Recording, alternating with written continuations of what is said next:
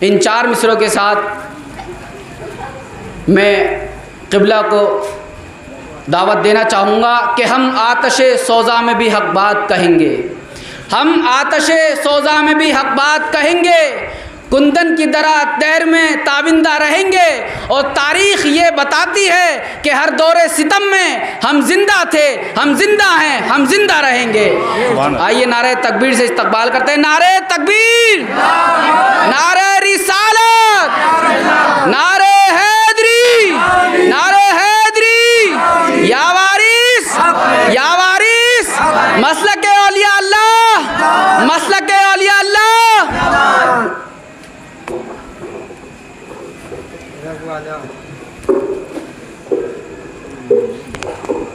बिरादरान इस्लाम व तरीक़त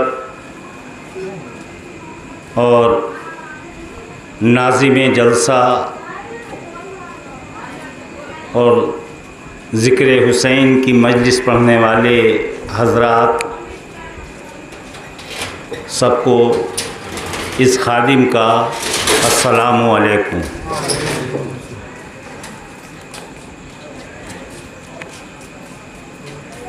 बिस्मिल्लाहिर्रहमानिर्रहीम, नहमदुहु व नसल्ली अला रसूलिहिल करीम, हुवल वारिसुर रऊफ़। सारी तारीफ़ें उस मालिक यकता, उस वादहु ला शरीक, उस अल्लाह के लिए जो सत्तार है, गफ़्फ़ार है, रहीम है, करीम है। उसकी बेशुमार सिफ़ात हैं। हर बात में, हर लम्हे उसकी हम्द है, उसकी ही अलहम्द है।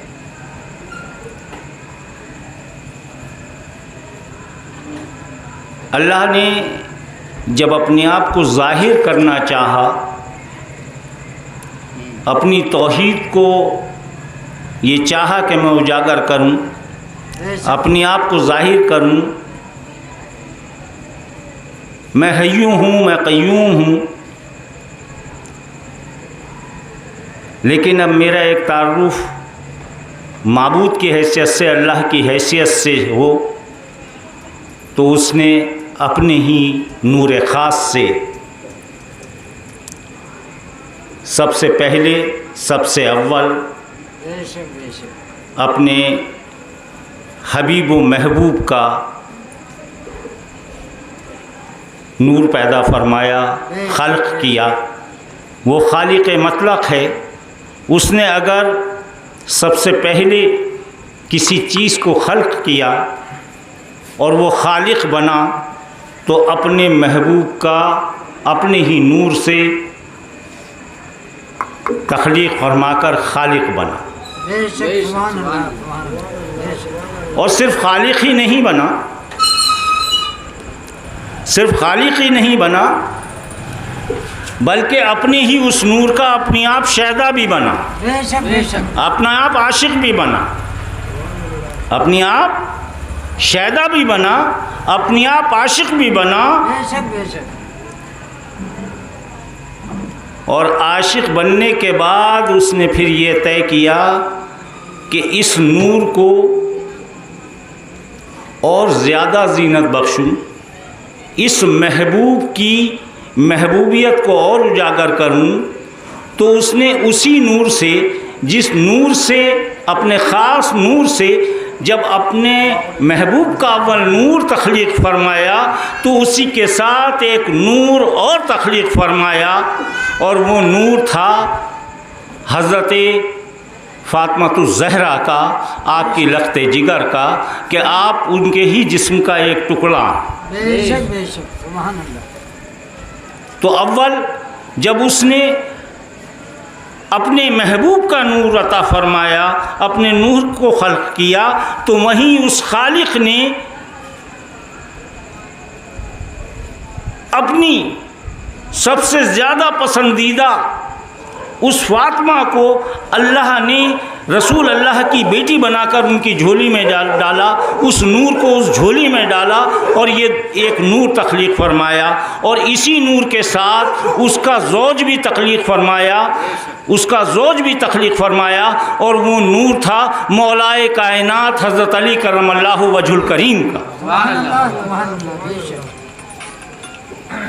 तो जहाँ अव्वल नूर से उसने अपने आप को, अपने महबूब को बनाया, वहीं उसी नूर ख़ास से उसने हज़रत फ़ातिमा ज़हरा का नूर भी पैदा फरमाया, खल्क़ किया, और उसी के साथ उनका ज़ौज मौलाए कायनात हज़रत अली करमल्लाहु वजहुल करीम का भी नूर पैदा फरमाया। हदीस शरीफ मौजूद है, मैं और अली एक ही नूर से हैं, एक ही वाहिद नूर से हैं।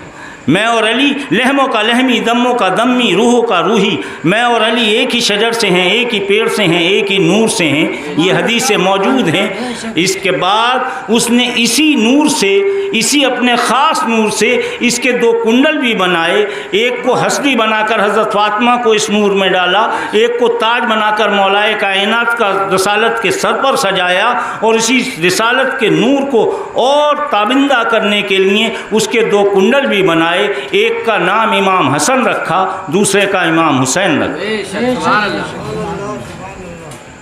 इसीलिए तो कुरान में भी ये आ गया कि बस तुम्हें ए बंदो जो कुछ भी मिला है,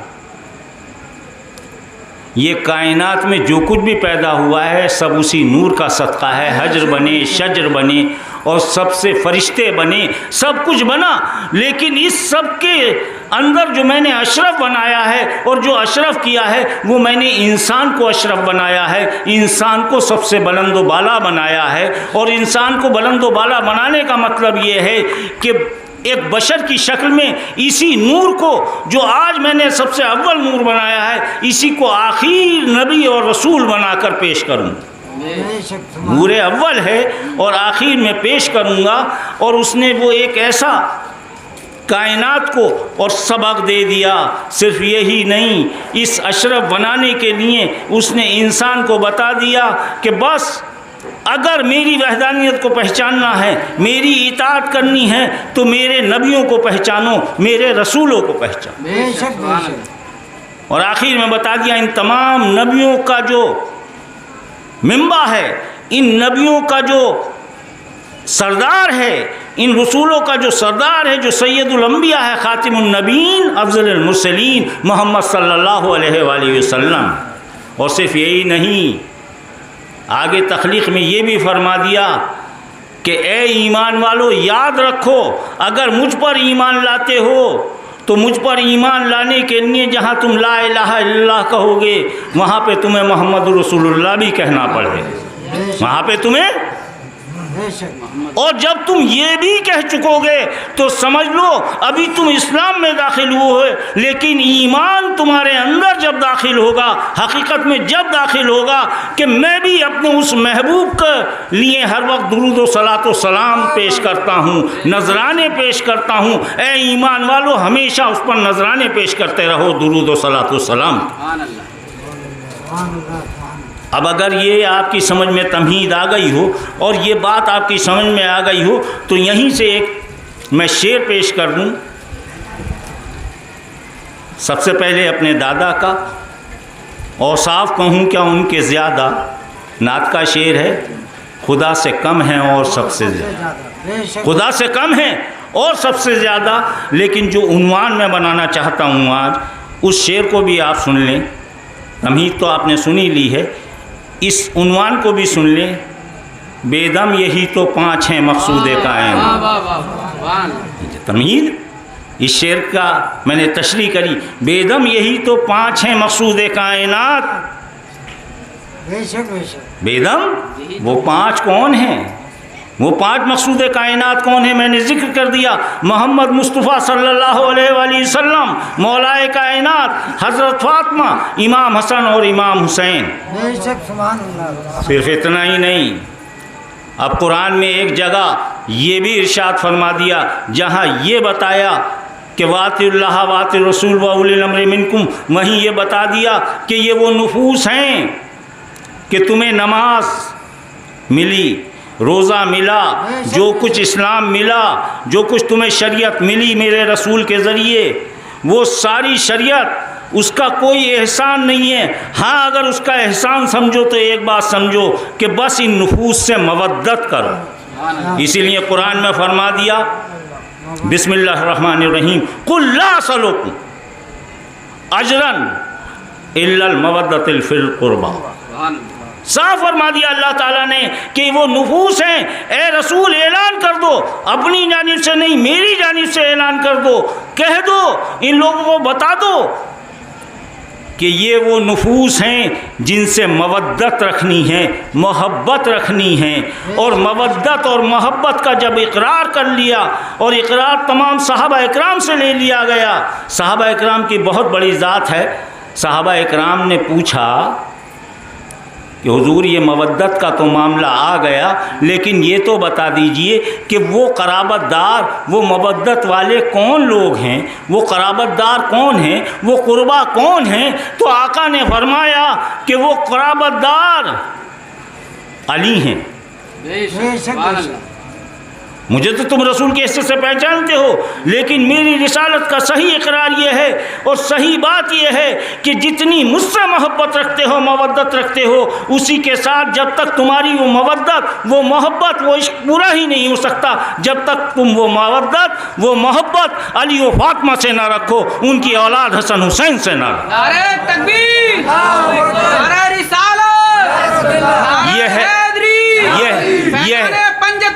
यह है मुकम्मल ईमान। बेदम यही तो 5 है मकसूद कायनात। बेदम अब सवाल ये है कि कुछ लोग हमसे कहते हैं कि इसे हमारी किताब से और साबित करो। अल्लाह की किताब से साबित कर दिया, रसूल अल्लाह की किताब हदीस से साबित कर दिया, हमारी किताबों में भी तो होना चाहिए। तो वो सुन लें, अपनी किताबों को खोल लें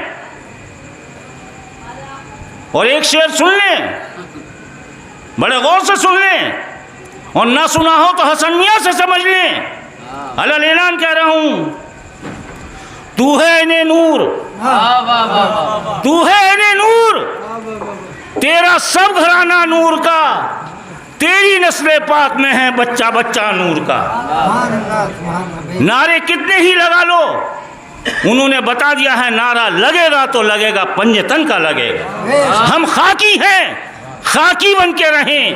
बेशक बेशक तुम्हारी किताब में भी लिखा हुआ है, अब तो तुम्हारी किताब से भी साबित हो रहा है। यही बात, या तो खुद समझ लो या हमें समझाओ अगर इस काबिल हो। तू है इन्हें नूर, मैंने वही तशरीह की, तू है इन्हें नूर, सब घराना नूर, तेरी नस्ल पाक में है बच्चा बच्चा नूर का। मैं तो मालिक ही कहूँगा कि हो मालिक के हबीब, महबूब व महिब में होता नहीं तेरा मेरा। बेशक अरे बेशक अल्लाह के रसूल हैं और मौलाए हकीकी वो अल्लाह है, लेकिन अल्लाह ने बता दिया, कुरान में बता दिया कि अगर मुझे मौला और मुझे मालिक तस्लीम करते हो, जिस तरह से मुझे तस्लीम करते हो, उस तरह से जब तक मेरे महबूब को तस्लीम नहीं करोगे तुम मौलाइयत तक पहुँच ही नहीं सकते। बेशक बेशक। और फिर रसूल अल्लाह ने अल्लाह के हुक्म से फिर एक ऐलान फरमा दिया, मन कुन तो मौला फहाज़ा अली मौला, जिसका मैं मौला हूँ उसके अली मौला, बेशक बेशक उसके अली मौला। अब बताइए कि इनकार की कहीं गुंजाइश अगर हो, और यहीं आने के बाद में पता चलता है कि बस अगर मनकुन तो मौला फहाज़ा अली मौला को भी नहीं समझ पाए तो ये समझ लो कि अली से अगर ज़रा सी भी मोहब्बत रखी, मौलाए कायनात से ज़रा सी भी मोहब्बत रखी, तो तुम मुनाफिक नहीं हो सकते। बेशक बेशक। तुम मुनाफिक नहीं हो सकता। जुमले सब काफिर नहीं कहा है, मुनाफिक कहा है। जो अली से ज़रा सा भी मोहब्बत रखता है वो कभी मुनाफिक नहीं हो सकता। हो ही नहीं सकता, वो निफाक की बात कर ही नहीं सकता। और अगर अली से ज़रा सा भी कोई बुग़्ज़ रखता है, ज़र्रा बराबर भी, आका फरमा रहे हैं अपने बारे में, ज़रा सी भी मोहब्बत कम होगी तो तुम्हारा ईमान कम होगा। लेकिन बात के लिए बता दिया कि अली के आज मौलाइयत का ऐलान हो गया है, अगर मौला की तरफ से ज़रा सी भी कोई कराहियत रखेगा तो समझ लो वो मोमिन हो ही नहीं सकता। बेशक बेशक। अब मामला ख़त्म हो गया। अब कुफ्र व ईमान की कोई जंग हमें नहीं नज़र आ रही और कोई जंग नहीं हो रही। कुफ्र व ईमान की जंग सिमट गई। आज जो जंग है, आज जो लड़ाई है ज़ाहिर और बातिन के अंदर, इंसान चाहे इनफरादी तौर पर लड़ रहा है चाहे इज्तिमाई तौर पर, वो सिर्फ एक लड़ाई है और वो लड़ाई है सिर्फ मोमिन और मुनाफिक के बीच।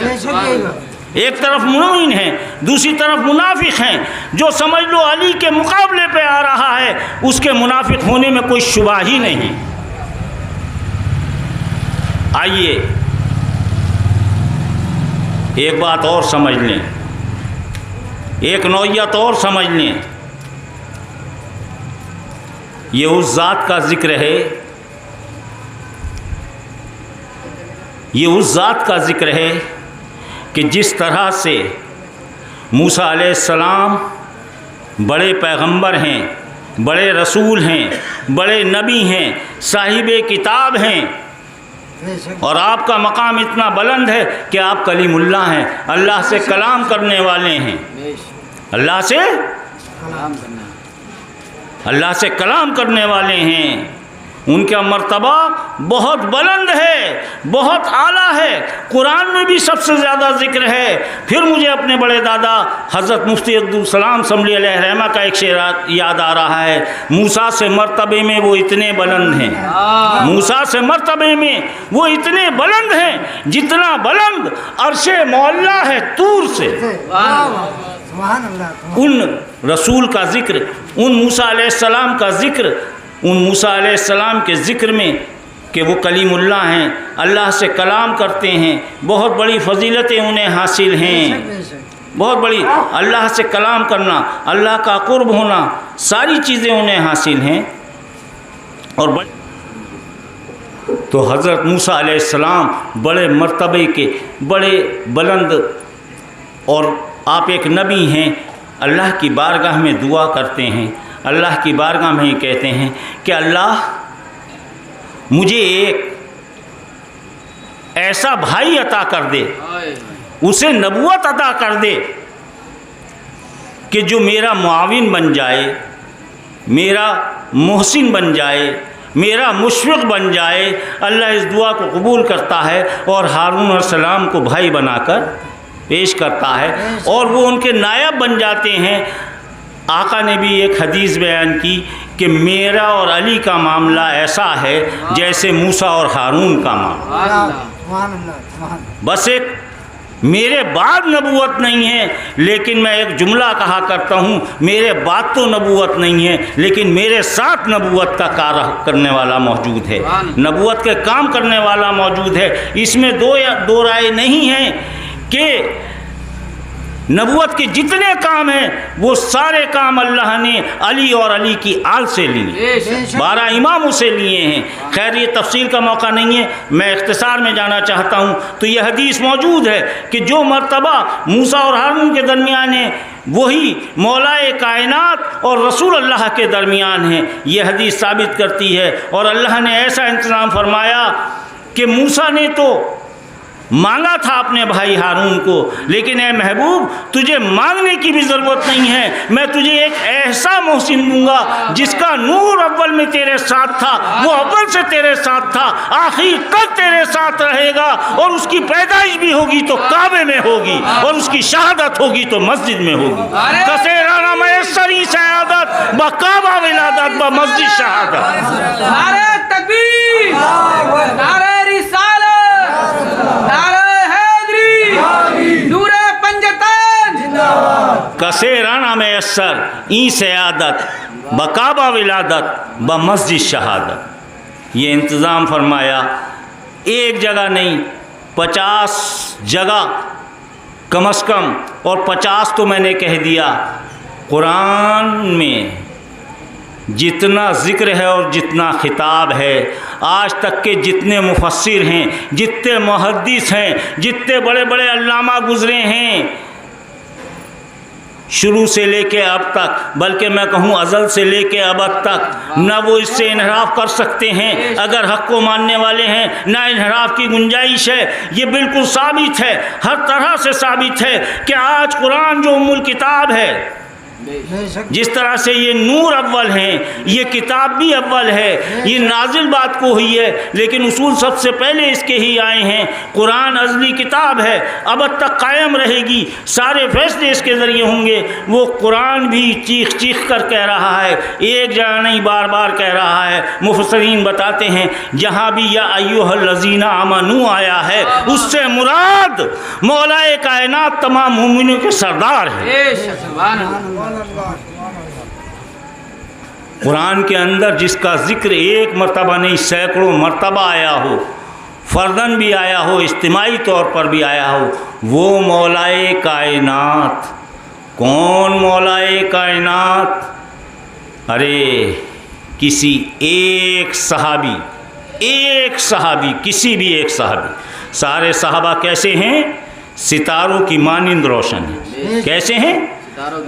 बड़े से बड़ा मुत्तकी, परहेजगार वली भी सहाबियत की धूल की बराबर नहीं हो सकता। ये उसूल है। सहाबा की अजमत सबसे अव्वल है, अफजल है।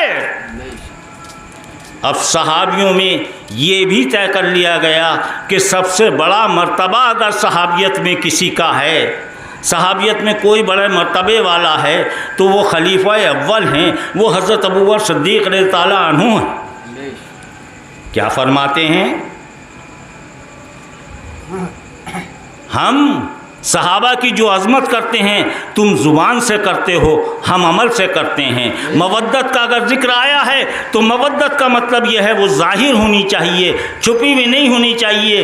हुसैन अलैहिस्सलाम की, उनके आबा व अजदाद की, उनकी नस्लों की, ख्वाजा गरीब नवाज सरकार वारिस पाक का जिक्र हमेशा हमारे दिलों में रहना चाहिए।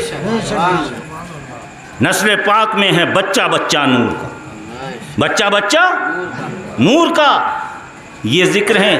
बाकी खाकी हैं, ये नूरी ज़ातें हैं। किसी का जिक्र करिए, नमाज में अगर दुरूद भी आप पढ़ते हैं तो सबसे पहले इन नूरी ज़ातों पर ही आप दुरूद पढ़ते हैं और इन्हीं पर दुरूद पहुँचता है। नमाज के अंदर भी आप किसी और का जिक्र नहीं कर सकते, अल्लाह के हुक्म के मुताबिक सिर्फ इन्हीं का जिक्र मौजूद।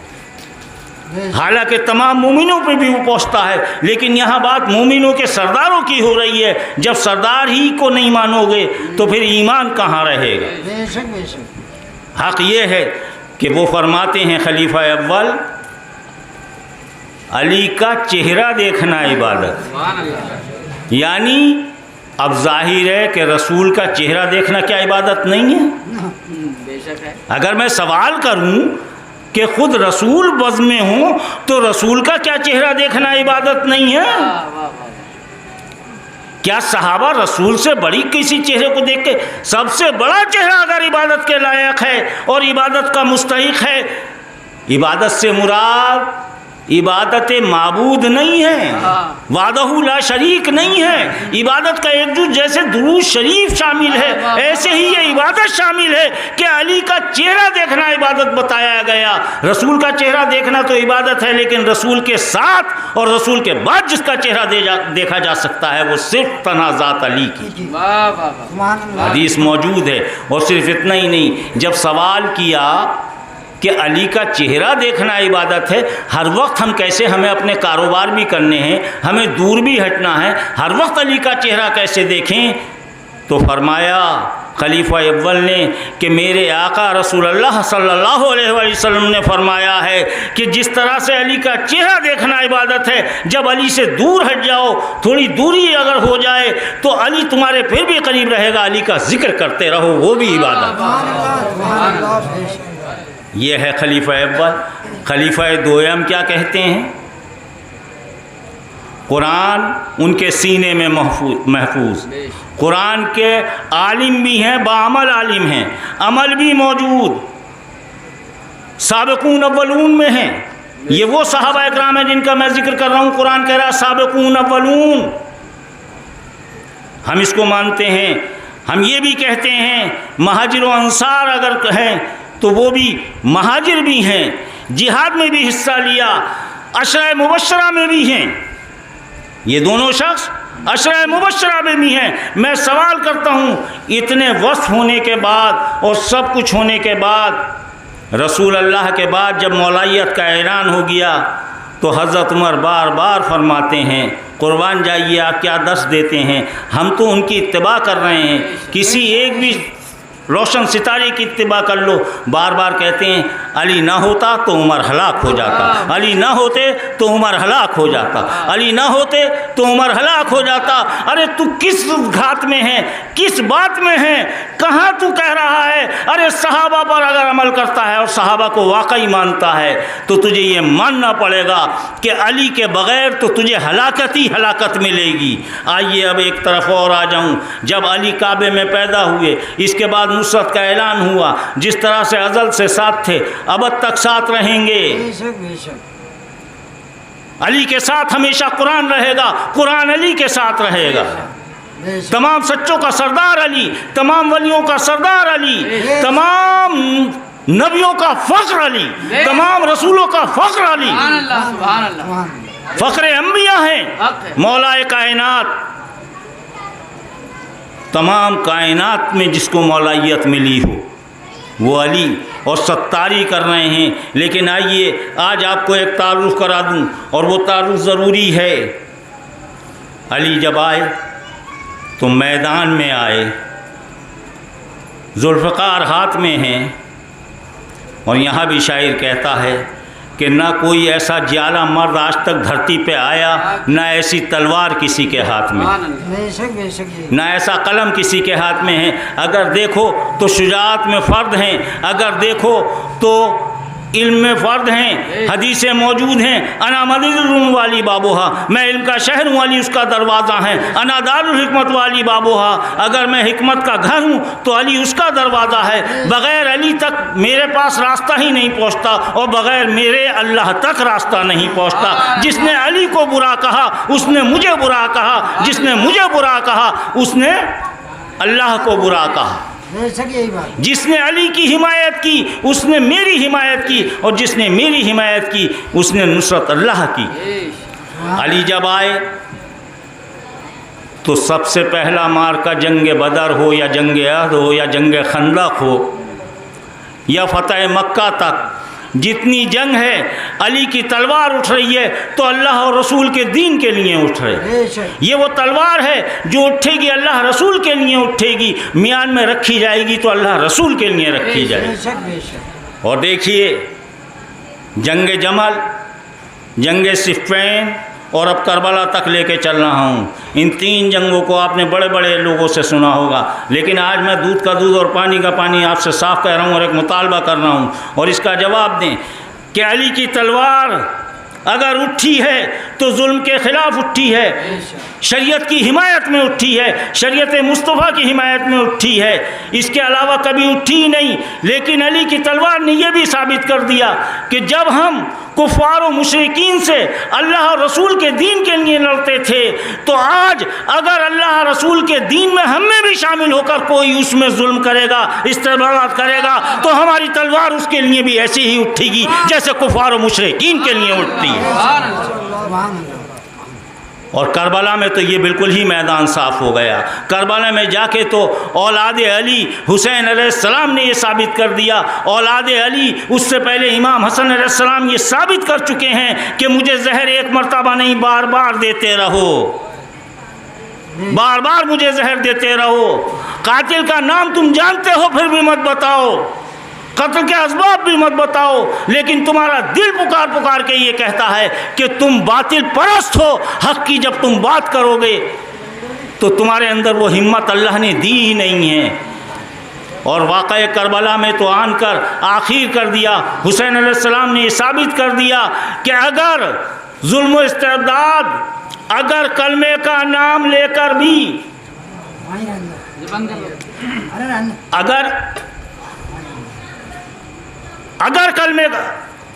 अगर कलमे का नाम लेकर और बज़ाहिर कलमा पढ़कर अगर कोई आदमी शरीयत मुस्तफ़ा तब्दील करना चाहेगा तो हुसैन उसे तब्दील नहीं होने देगा। अगर वो 22,000 का लश्कर होगा तो तादाद पे नहीं जाएगा। हुसैन अलैहिस्सलाम अपने हक़ के लिए अपने 6 माह के बच्चे को भी कुर्बान कर देगा, 25 साल की जवानी भी अपनी औलाद की कुर्बान कर देगा और आखिर में ख़ुद भी कुर्बान हो जाएगा।